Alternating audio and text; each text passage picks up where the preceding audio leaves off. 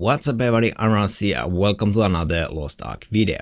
In this video we'll be going over the upcoming May update which was revealed for us a few days ago. The update is called Destined for Destruction, and in this video we'll be going over every single new content and feature we are going to get in that update. So let's just hop right into it and see what it's all about. So here we have the update reveal.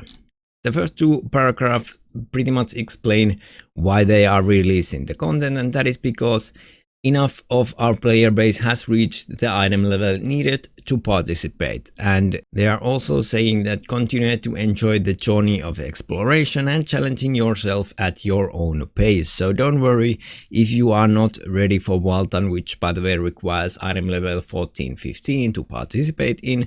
Just continue upgrading your challenger at your own pace. But yeah, speaking of Valtan, we are getting Valtan Legion raid, both normal and hard modes. The normal mode is going to require, as I said earlier, item level 14-15, and the hard mode is going to require 14-45. Valtan is 8-player Legion raid, and it has 2 gates, which basically means that they are checkpoints that will save players' progress as they advance through the raid. So if you are in a guild and your guild can't complete the full raid in one go, you can leave the raid and then come back to it, and you will be having your checkpoints or your progress saved.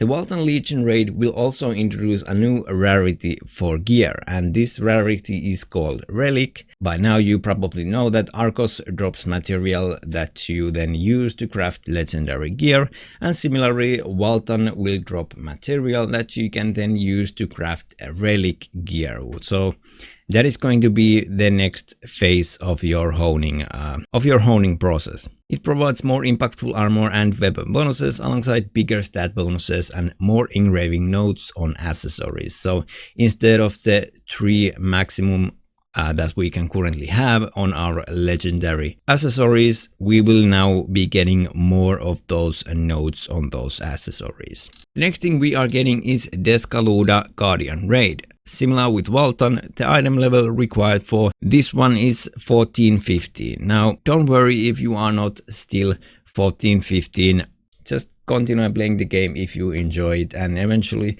you will hit the required item level. Similar to the rewards in the Valtan Legion raid, players will also have a chance to earn relic quality accessories from defeating deskaluda. So if you are 14-15, definitely start doing deskaluda as soon as possible. The next update we are having is the Destroyer Advanced class, which is a new class for warriors. Now I think it's pretty cool. I'm not going to make a destroyer myself, but if you enjoy a badass guy with a huge ass hammer that is going to deal massive stacker damage, then yeah, go for it. It's pretty slow in my opinion. It's slower than Berserker, but yeah, I'm not going to make a destroyer myself. Then we have Challenge Guardian raids. Now this is a new weekly activity, and how this pretty much plays out is that there will be 3 challenge guardians. Every guardian has their own required item level to enter, and each week one of the guardians will rotate out. Rewards for each challenge guardian can be obtained once per roster per week, so that means you can do only 3 of these challenge guardians per week with any of your characters, and they offer more diverse rewards than normal guardian raids. Also, there will be scale of balance, which means that your character's item level will be adjusted appropriately to that of their enemy.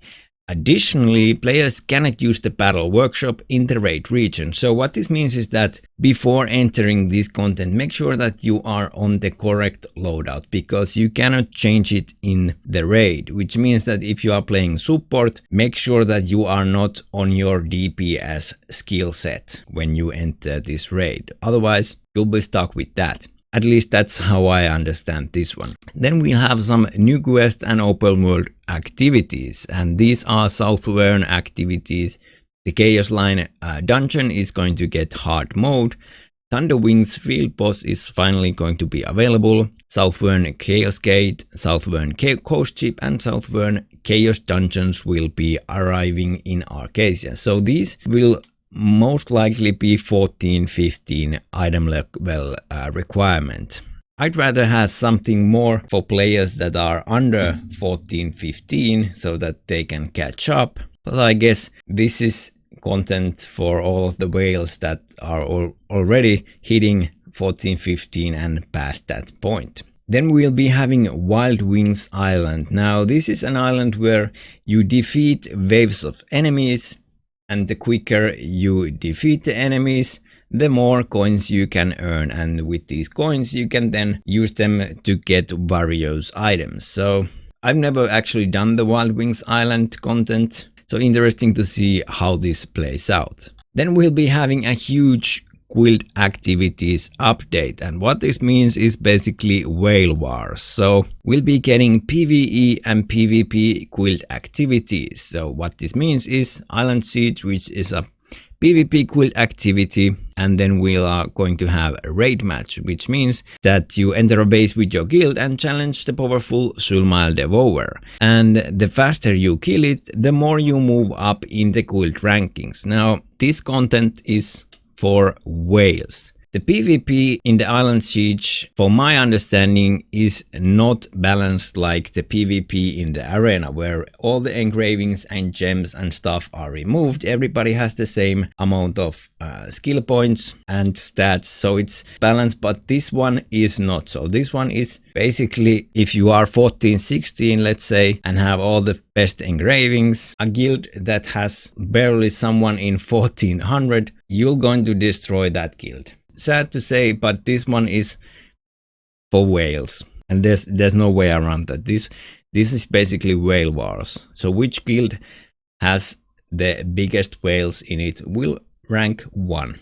I'm glad that we get this guild content also, but since I'm a free-to-play player and I'm barely 1400, it's safe to say that I'm going to get destroyed in this content, if my guild even lets me play or participate in this content. Then the next update is going to be Erias wardrobe. So this is basically, it's a wardrobe. You can choose your shirt, your hat, your pants, your shoes from different ones and mix and match them how you please, and then you check out and get those items as skins. So this is something that people, at least in Korea, really enjoy. Personally, I don't enjoy this content. I don't like this is a fantasy game for me. I don't like seeing these modern outfits in a fantasy game, but some people like, so this is a content for them. Then we'll be having some huge quality of life updates, and this means front and back attack indicators for bosses. So now you will easily see which way they are facing, so that you can make most of your engravings that probably increase the damage if you do a back attack or do a head attack. The next game changer is the ability to check daily and weekly content participation. So in game, when you press the ESC and then you choose switch character, you'll probably see if you have done daily chaos dungeons for that character or daily guardian raids, and that is going to help you out a lot if you have alt characters like I do. So this is going to be huge. No more checking your Excel sheet to see if you have done the daily and or weekly content. So yeah, this is going to help you out a lot. Next we have some UI updates. Not sure what that means.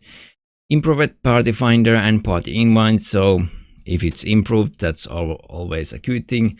Updated loot for dismantling. So currently, if we dismantle our gear, we get Honosarge and Destruction and Guardian Stones. So what I think this means is that we are also going to get some leap stones from now on from dismantling our gear. So that is going to help people to catch up, which is a good thing, if it works like I think it would be. Then we are going to get convenience features for market and auction house, and few fun features like being able to randomly summon favorite mounts and new hairstyles for customization. Okay, that's good. Now, since we are going to get a new class, which was the Destroyer class, there is going to be a balance patch. And currently we don't know what that balance patch is going to have inside of it. So we'll just have to wait and see which classes are going to get buffs and which classes are going to get nerfs. But yeah, that's pretty much this content. Most of it is for high item level players. We get a new class, and overall pretty nice that we are getting some new guild activities, some new events, more things to do if you are a high item level player, new Guardian raid, and finally the new Legion raid.